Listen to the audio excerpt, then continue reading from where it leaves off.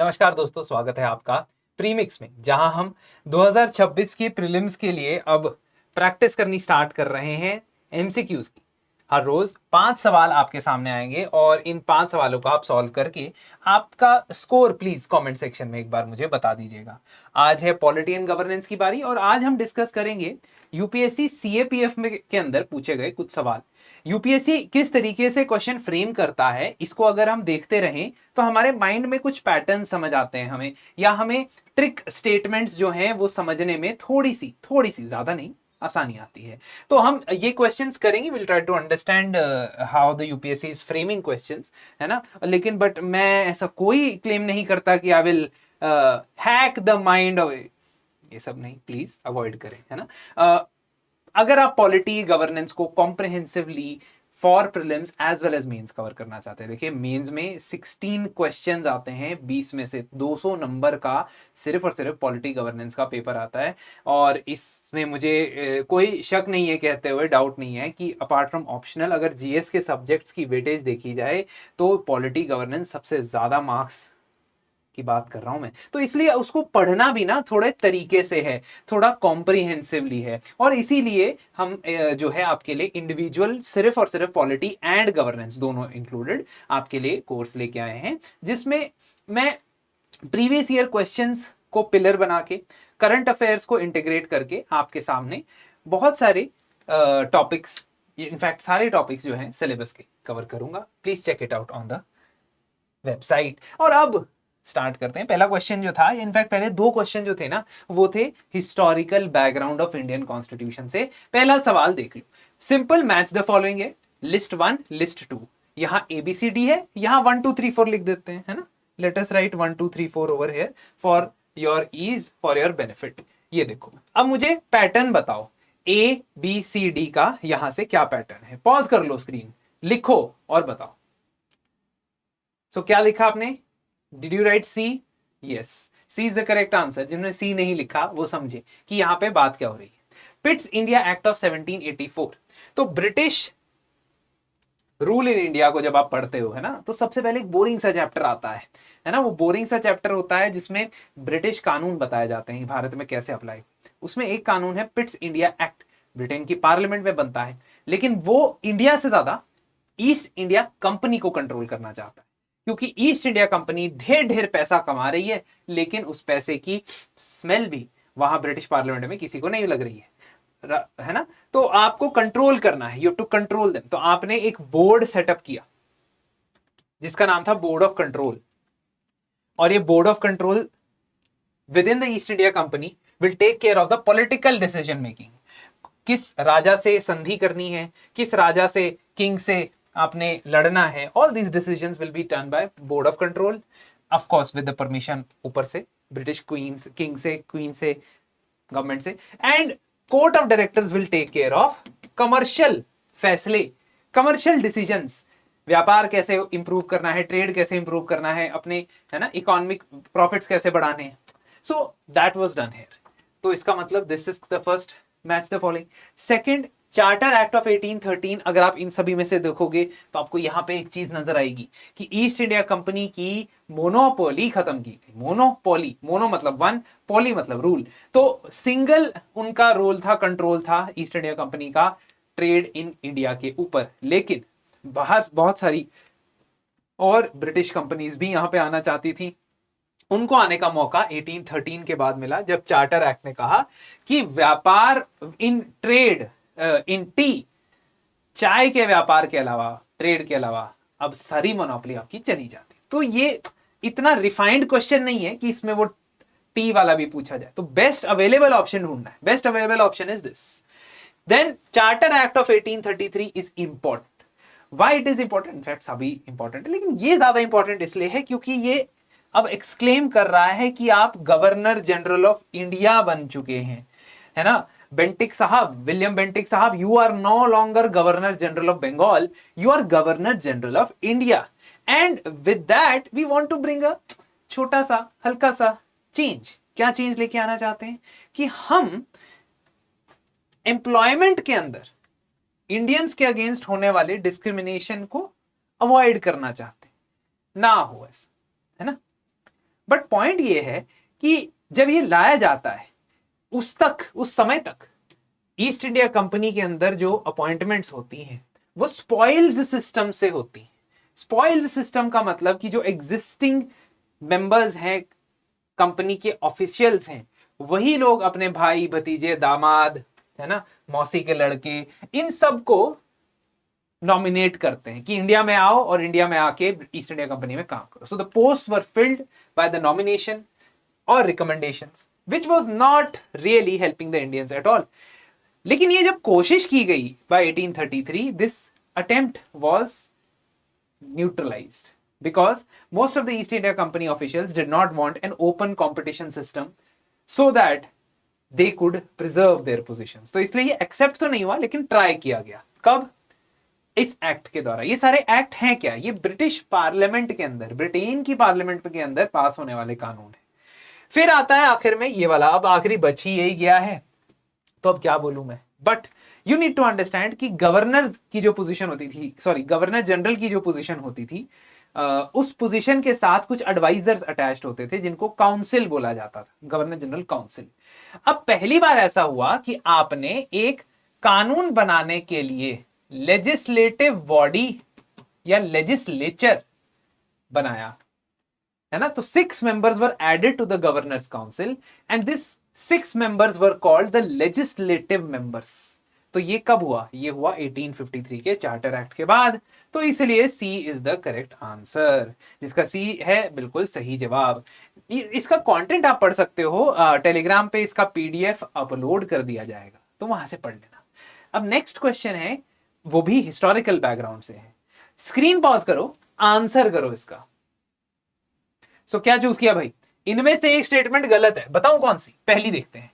It divided, Government of India Act divided the subjects into 2 categories, central and provincial। अब 1919 में जब ये कानून लाया गया था तो इसका बैकग्राउंड स्टोरी ये है कि मॉन्टेगू और चेम्सफोर्ड जो सेक्रेटरी ऑफ स्टेट थे और जो वाइसरॉय थे भारत के, उन्होंने कहा था कि हम किसी ना किसी तरीके की रिप्रेजेंटेटिव गवर्नमेंट लेके आना चाहते हैं भारत में। What is representative government? हम बोल तो देते हैं बहुत बड़े बड़े शब्दों में, रिप्रेजेंटेटिव रिप्रेजेंटेटिव। इसका मतलब क्या होता है? इसका मतलब ये होता है कि जो असली डिसीजन मेकिंग पावर है, एक्चुअल डिसीजन मेकिंग पावर है with regard to the government of the country, it should be with someone who has been elected by the people. तो असल में जो इलेक्टेड लोग होने चाहिए वही लोग फैसले भी लेने चाहिए। ये है रिप्रेजेंटेटिव फॉर्म ऑफ गवर्नमेंट, है ना। तो अब ये जो प्रॉब्लम थी, ये ब्रिटिश इंडिया में तो ऑब्वियसली ये सब नहीं हो रहा था, लेकिन प्रोविंशियल लेवल पे रिप्रेजेंटेटिव गवर्नमेंट की शुरुआत स्टार्ट हो जाती है। प्रोविंशियल मतलब जैसे आज के स्टेट, वैसे ब्रिटिश इंडिया के प्रोविंस, पंजाब, है ना, सिंध, बिहार, बॉम्बे, मद्रास। तो यहां पे ना प्रोविंसेस को कुछ पावर्स दी कि ये सब्जेक्ट्स हैं, कुछ सब्जेक्ट्स ऐसे हैं जिनमें प्रोविंस कानून बना सकता है, लोकल बॉडीज या एजुकेशन के लिए। तो सेंटर के पास कुछ सब्जेक्ट और प्रोविंस के पास कुछ सब्जेक्ट, जिनको कहा गया central subject and provincial subject. बिल्कुल सही है, बिल्कुल सही है, ऐसा हुआ। तीसरी स्टेटमेंट भी सही है, क्योंकि प्रोविंशियल गवर्नमेंट्स को मैंने कहा ना कि पावर देनी थी, तो उनको पावर दी गई कि वो अपना बजट बना सकते हैं खुद, और अपने खुद के डिसाइड किए गए टैक्सेस भी लगा सकते हैं उन सब्जेक्ट्स पे जो उनको दिए जा रहे हैं, उन सब्जेक्ट्स पे जो उनको दिए जा रहे हैं, उन टॉपिक से रिलेटेड, उन मुद्दों से रिलेटेड, उन आइटम से रिलेटेड वो टैक्स भी लगा सकते हैं। ये भी सही। लेकिन यहां गड़बड़ हो गई। क्या? Central subjects were divided into reserved and transferred subjects. ऐसा नहीं, बिकॉज ये जो हुआ था ये सेंट्रल सब्जेक्ट के साथ नहीं हुआ था। सेंट्रल सब्जेक्ट के साथ जैसे डिफेंस, कम्युनिकेशन, ये सेंट्रल सब्जेक्ट थे, इनके साथ नहीं हुआ। ये प्रोविंशियल सब्जेक्ट के साथ हुआ कि प्रोविंस को जो सब्जेक्ट दिए थे, टॉपिक्स दिए थे, उनको 2 पार्ट में डिवाइड किया गया था। एक है रिजर्व्ड, दूसरा है ट्रांसफर्ड। रिजर्व्ड और ट्रांसफर्ड में क्या फर्क है? ध्यान से सुनिए, क्योंकि डायरकी को लोग गलत समझते हैं अक्सर, लेकिन सही आपने यहां समझना है। रिजर्व्ड सब्जेक्ट का मतलब होता है कि इनके जो डिसीजन मेकिंग है, इन सब्जेक्ट्स की जो डिसीजन मेकिंग है वो गवर्नर करेंगे। ट्रांसफर्ड सब्जेक्ट का भी यही मतलब होता है कि formally these subjects will these decisions will also be done by the governor. ये भी गवर्नर डिसाइड कर रहा है, ये भी गवर्नर डिसाइड कर रहा है, मतलब सिग्नेचर गवर्नर का ही हो रहा है ऑर्डर पे, चाहे वो कोई भी सब्जेक्ट हो, रिजर्व सब्जेक्ट हो या ट्रांसफर सब्जेक्ट हो। लेकिन डिफरेंस कहां आता है? डिफरेंस ये आता है कि रिजर्व सब्जेक्ट वो सब्जेक्ट है जिसमें गवर्नर का जो डिसीजन है it is based on his own discretion and advice of his council. His council मतलब वो काउंसिल जो सालों साल से चलती आ रही थी, जिसे गवर्नर खुद अपॉइंट करता था। याद रखिए कीवर्ड, इलेक्शन नहीं होता था उनका, वो अपॉइंट करते थे, नियुक्त किए जाते थे। So governor used to appoint his council and he used to take decisions. Now some subjects were divided such that जो रिजर्व्ड सब्जेक्ट है उसका फैसला गवर्नर अपनी इस वाली काउंसिल के एडवाइस पे करेगा। यहां पे जो ट्रांसफर्ड सब्जेक्ट है उसका डिसीजन भी गवर्नर करेगा, लेकिन it will be based on the advice of ministers, मंत्री। These ministers will be coming from where? कहां से आएंगे? आसमान से टपकेंगे? नहीं। अपॉइंट किए जाएंगे? नहीं। Before being appointed as ministers they will be the elected members of provincial assemblies. मतलब आपने प्रोविंस की असेंबली बनाई, सभा बनाई, जैसे आज विधानसभा होती है आज के टाइम पे, और उस सभा में जिस पार्टी के पास सबसे ज्यादा वोट आएंगे, सीटें आएंगी, सॉरी, वो पार्टी जो है अपने मंत्री नियुक्त करवा देगी। These people, यही मिनिस्ट्रियल सिस्टम जो आज के टाइम पे चलता है उसका एक अंश शुरू हुआ यहां पे। It started here. It started in Britain long ago, but they started it here, these people. और यहां पे सिर्फ ट्रांसफर्ड सब्जेक्ट के मामलों में मिनिस्टर्स का रोल है, रिजर्व सब्जेक्ट के मामले में मिनिस्टर का रोल नहीं है। यहां पे अपनी काउंसिल, तो डबल गवर्नमेंट चल रही है। ये क्या चल रही है? Double government. तो डबल इंजन की सरकार का मतलब उस वक्त कुछ और ही होता था, और वो दो इंजन दो अलग जगह में जाते थे। इसीलिए इसको क्या बोलेंगे हम? इसको बोलेंगे डियार्की। इस चीज को, इस कॉन्सेप्ट को डियार्की बोलते हैं, डायआर्की। डाय मतलब दो, आर्की मतलब रूल। तो dyarchy is this thing, and this thing was present in provinces after the Government of India Act of 1919. Please make sure कि ये स्टेटमेंट आप गलत मार्क करें और आंसर सी मार्क करें। नेक्स्ट क्वेश्चन, ये कंटेंट है उसका, पढ़ लेना। Next question, constitutional amendments always rock solid source of questions, चाहे वो प्री हो चाहे वो मेंस हो। इनमें से आपने बताना है कि 42nd कॉन्स्टिट्यूशनल अमेंडमेंट एक्ट ने आर्टिकल 74, दैट इज 74, आर्टिकल 74 में क्या चेंज लाया? What change was brought? If you know the article then you will be able to answer, if you don't know you don't know, ऐसे वाला है। तो अब देखते हैं एक एक करके। Executive powers of the union shall be vested with the president of India. This provision is there, but this provision number 1 is not in article 74. Second, it is not a result of amendment. ये original संविधान का statement है। Originally ऐसा किया गया था कि president के पास इस देश के एग्जीक्यूटिव पावर्स दी गई, इन नेम, नाम में, है ना, किताबों में, ऐसा ही है बिल्कुल। तो इसका मतलब ये तो नहीं हो सकता है। Prime minister has the duty to brief the president about decisions of council of ministers. This is also there in the constitution, but neither it is in article 74 nor is it an amendment. ये amendment का नतीजा नहीं है कि संविधान change किया और फिर प्राइम मिनिस्टर को ड्यूटी दे दी, नहीं, ये ओरिजिनली प्राइम मिनिस्टर की ड्यूटी है। द प्रेसिडेंट, डी देखो, president shall have the right to summon और prorogue the house of parliament.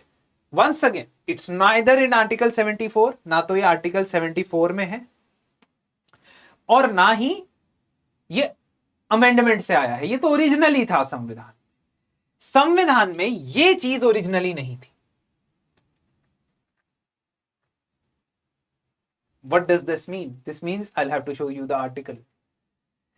Part 5 of the Constitution शुरू ही इससे होता है, that there shall be council of ministers with the prime minister at the head to aid and advice of the president. The point is, यहां पे क्या लिखा है? Point is, who shall in the exercise of his functions act in accordance to such advice. इसका मतलब कि शाल का मतलब जब संविधान में लिखा होता है, विल का भाई होता है ना कि ही विल डू इट, है ना। इतनी इंग्लिश नहीं मुझे आती, लेकिन संविधान के अंदर मुझे इंग्लिश आती है। संविधान में जब अगर शाल लिखा होता है तो इसका मतलब है कि ये कंपलसरी है कि वो जो अपना काम करेगा वो मिनिस्टर्स की एडवाइस पे ही करेगा। Now this was not originally there in the constitution कि there shall be a council of minister with prime minister at head to aid and advice the president, बस खत्म हो जाता था। लेकिन फिर उसके बाद इसको ऐड किया गया ये वाला पार्ट, और ये वाला पार्ट ऐड किया गया बाय 42nd अमेंडमेंट, ताकि किसी को कोई कंफ्यूजन ना रहे कि अगर प्राइम मिनिस्टर कह रहे हैं प्रेसिडेंट को और वो काम ना ही कर रहे हैं, ऐसा कंफ्यूजन नहीं रहना चाहिए। Who shell exercise his functions on the advice of prime minister. Now 42nd amendment से ये बदलाव लाया गया, लेकिन और ये बदलाव 76 में लाया। इसका मतलब तब इमरजेंसी चल रही थी। इमरजेंसी खत्म होने के बाद कुछ बदलाव लाए गए संविधान में दोबारा से, जिसको 44th अमेंडमेंट से समझा जा सकता है। जब इमरजेंसी खत्म हुई तो कोशिश ये की गई कि संविधान को, कॉन्स्टिट्यूशन को इस तरीके से बदला जाए कि दोबारा से इमरजेंसी लगाना, दोबारा से प्राइम मिनिस्टर का सारा कंट्रोल अपने हाथ में ले लेना, ये थोड़ा मुश्किल हो जाए। It should be difficult, impossible नहीं है पर मुश्किल। इसलिए यहां ये लिखा गया बाय द 44th अमेंडमेंट। अब मैं दूसरे पॉइंट पे आ गया हूं कि ऐसा हो सकता है कि जब प्राइम मिनिस्टर और काउंसिल प्रेसिडेंट को सलाह दें तो प्रेसिडेंट उनको रिकंसिडर करने के लिए दोबारा रिक्वेस्ट करे कि मंत्री जी प्लीज रिकंसिडर, है ना। और अगर वो रिकंसिडर नहीं करते हैं तब उनको वो बात माननी पड़ेगी। तो at least one chance is given for a communication which is reverse communication, तो वो होता है 44th अमेंडमेंट के बाद। ये एक्स्ट्रा इंफॉर्मेशन है, क्वेश्चन में नहीं पूछी गई थी, क्वेश्चन में सिर्फ 42nd अमेंडमेंट तक चलेगा आपको। Next, CAG, controller auditor general. देखो दो बंदे हैं जिनके बारे में यूपीएससी ऑब्सेस्ड है। It is obsessed like anything with two people, one is CAG and other is C हटा दो AG, that is attorney general. पूछता ही रहता है उस पर सवाल, है ना। तो आप ये समझो कि सीएजी और एजी, इनके बारे में हमेशा अच्छे से प्रिपेयर करके जाना है पेपर में। बताओ इसका क्या आंसर है। इसमें भी एक स्टेटमेंट गलत है दोस्तों, बताता हूं। CAG, controller and auditor general, audits and reports on all expenditures from the consolidated fund of India. No brainer, है ना, ऑडिट करता है तो ठीक है। Audits and reports expenditure of all bodies substantially financed from union और state revenues. Yes yes, substantially financed. हाँ, ऐसा हो सकता है कि प्रेसिडेंट कह दे कि नहीं, इस संस्था का ऑडिट तुम नहीं करोगे, कोई और करेगा, ऐसा कर सकते हैं, बट इन जनरल ये सही है। Here is the problem. While we call CAG as comptroller and auditor, he actually is just an auditor. He doesn't have any type of control on how much money is going to be spent and how much money is not spent. वो पैसा निकालने से पहले, खजाना से पैसा निकालने से पहले आपको सीएजी की परमिशन नहीं चाहिए, ना निकालने के बाद जी। सीएजी बस ऑडिट रिपोर्ट बना के आपको दे देगा कि आपने 20,000 करोड़ रुपए खर्चे किए, लेकिन इसमें से 17,000 करोड़ रुपए तो सही जगह लग गए, 3,000 करोड़ रुपए का कोई अकाउंट नहीं है कि उसका क्या हुआ। तो वो ऑडिट करके, this just simplistic way of telling, तो वो ऑडिट करके बस बताते हैं। तो इसलिए ये स्टेटमेंट गलत है, इसलिए स्टेटमेंट 1 और 3 सही है, क्योंकि करेक्ट पूछा है। ये पढ़ रहे हो ना, आंसर देने से पहले ये पढ़ रहे हो ना कि यहां पे इनकरेक्ट तो नहीं पूछा है, क्योंकि यहां तो करेक्ट करेक्ट है, लेकिन यूपीएससी इनकरेक्ट बोल देगा और आपको लगेगा आप सब सही करके आए हो, और वो गलत हो जाएगा। ये क्वेश्चन मुझे पर्सनली आई फील कि it does not test anything, ठीक है, इट जस्ट टेस्ट रटा हुआ है तो पता है, नहीं तो नहीं, है ना। तो passing a value judgement on this question, I would say this is not a question that will challenge, because either you know और यू डोंट नो, चैलेंज करेगा ही नहीं है। तो अब आपको पता है कि भारत में पंचायती राज आजादी के बाद ऐसे ही नहीं आ गया, कॉन्स्टिट्यूशन में, संविधान में ऐसे ही नहीं आ गया। उसके लिए बहुत कमेटियां बनी, उनकी रिपोर्टें आई, उनकी रिपोर्ट खारिज की गई, सरकारें गिर गई, पता नहीं क्या क्या हुआ, और 1992 में फाइनली जाके पंचायती राज जो है कॉन्स्टिट्यूशन में अपनी जगह बनाता है by the 73rd and 74th amendments. I hope आपने ये सारा पढ़ा हुआ है और आपने कमिटीज के नाम भी पढ़े होंगे, पर ये क्वेश्चन स्पेसिफिक रिकमेंडेशन की बात करता है। तो इसके लिए अगर आपने वो रिकमेंडेशंस पढ़ी हैं जो कि मैंने अटैच की हुई हैं, तो हो सकता है आप मैच कर पाओ। ठीक है, तो अगर आपने पढ़ा है कि बलवंत राय मेहता कमेटी जो 1957 में बनी थी और उसका बेसिक पर्पस था कि सरकार ने आजादी के पहले 5 साल में एक प्रोग्राम लाया था रूरल डेवलपमेंट के लिए, गांव की विलेज की डेवलपमेंट के लिए प्रोग्राम लाया था जिसका नाम था कम्युनिटी डेवलपमेंट प्रोग्राम, CDP। उसका असेसमेंट करके देना था, यह बलवंत राय मेहता कमेटी को काम दिया। उस रिपोर्ट में, बलवंत राय मेहता की कमेटी की रिपोर्ट में यह कहा गया कि आप 3 लेवल पे पंचायत बनाओ। आप ये सब छोड़ो, ये जो आपने अभी CDP किया है ये सब वेस्ट है। जिला परिषद यानी डिस्ट्रिक्ट लेवल की पंचायत, समिति यानी कि intermediate number of villages sub division level की पंचायत, और ग्राम पंचायत हर गांव की एक पंचायत। 3 लेवल पे पंचायत बनाओ। तो बलवंत राय मेहता कमेटी ने कहा, उसने ये नहीं कहा कि कॉन्स्टिट्यूशन में ऐड कर दो, उसने कहा बना दो बस। अब बना दो बोल दिया लेकिन बनाया नहीं। फिर 1977 में 1977 में एक नए मेहता साहब आए, नॉट तारक मेहता बट अशोक मेहता। 1977 में अशोक मेहता कमेटी कहती है कि ये 3 लेवल पे पंचायत बनाने की कोई जरूरत नहीं है, आप 2 लेवल पे पंचायत बनाओ, जिला परिषद और मंडल परिषद। और भी बहुत कुछ कहती है लेकिन यहां पे तो यही दिख रहा है। अब GV राव कमेटी जो है वो 1985 में प्लानिंग कमीशन के द्वारा बनाएगी।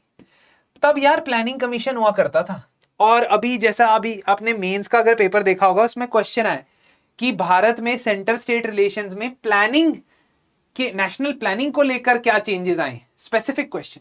तो वहां से आपको यह भी पता चलेगा कि प्लानिंग कमीशन का मोड क्या था ऑपरेशन का। Planning commission up until 1985 did not support a elected local body, it supported control in the hands of district collector. DC के हाथ में कंट्रोल हो और उसको प्लानिंग अथॉरिटी बना दिया जाए, ऐसा बोलते थे बार बार। तो प्लानिंग कमीशन की GV राव कमेटी से पहले एक हनुमंता राव कमेटी भी बनी थी, और उससे पहले भी एक और कमेटी बनी थी। उन सब ने यह कहा था कि आपको डिस्ट्रिक्ट लेवल पे एक डिस्ट्रिक्ट कलेक्टर या ऑफिसर अपॉइंट कर लेना चाहिए और उसको प्लानिंग की जिम्मेदारी दे देनी चाहिए। उतना ही डिसेंट्रलाइजेशन उनको मंजूर था। लेकिन GV राव वो कमेटी थी जिसने कहा कि नहीं, आप डिस्ट्रिक्ट डेवलपमेंट कमिश्नर की पोस्ट तो बनाओ, ठीक है। सो डिस्ट्रिक्ट डेवलपमेंट कमिश्नर इज जो आपका डिस्ट्रिक्ट लेवल पे एडमिनिस्ट्रेशन को भी चेक करेगा, लेकिन साथ साथ लोकल बॉडीज को भी एक तरीके से सुपरवाइज करेगा। तो प्लानिंग कमीशन की रिपोर्ट थी, इसलिए इसमें डिस्ट्रिक्ट डेवलपमेंट ऑफिसर की पोजीशन की बात होती है। बट दिस कमिटी इटसेल्फ, ये कमिटी अपने आप में बहुत इंपॉर्टेंट है, क्योंकि ये वो कमिटी है जो कहती है कि आपको पंचायत में जी इलेक्शन कराने चाहिए, बिल्कुल कराने चाहिए, लोकल बॉडीज के इलेक्शन होने चाहिए 3 लेवल पे। एंड फाइनली 1986 में राजीव गांधी सरकार के दौरान LM सिंघवी कमेटी बनती है। वो तो ये कह देती है कि इसको कॉन्स्टिट्यूशन में उतार दो भाई, क्योंकि ऐसे तो स्टेट्स मान नहीं रहे। देखो, पंचायत इज बेसिकली और local body is basically state subject, तो स्टेट्स मान नहीं रहे हैं, समय समय पर पंचायत को डिसॉल्व कर देते हैं, 6, 7, 8 साल बाद इलेक्शन करवाते हैं और उनको कोई पावर्स नहीं देते। अब संविधान में लिखो, और उसके बाद संविधान में लिखा गया। So the correct answer is A। ठीक है, मैच द फॉलोइंग मैंने वहां कर दी है पिछले टेबल पे, आप देख लेना, और हर एक कमेटी ने क्या क्या बोला है वो भी पढ़ लेना। इसी के साथ आज का सेशन होता है समाप्त। एक बार छोटा सा रिमाइंडर कि पॉलिटी के एंटायर कोर्स जो आपका polity governance for prelims for mains, most importantly, क्योंकि लक्ष्मीकांत पढ़ के चले जाते हैं बच्चे, है ना, और फिर गवर्नेंस के क्वेश्चन से थोड़ा सा घबराते हैं। लेकिन even if you have not read the Laxmikanth अभी तक, तो भी आ जाओ, क्योंकि फिर जरूरत नहीं पड़ेगी, है ना। और सेकेंडली, मेंस के पर्सपेक्टिव से जिस तरीके के सवाल आते हैं उसके लिए तैयार होना बहुत जरूरी है, तो वहां पे भी आपको मदद मिलेगी। धन्यवाद and have a very good week ahead.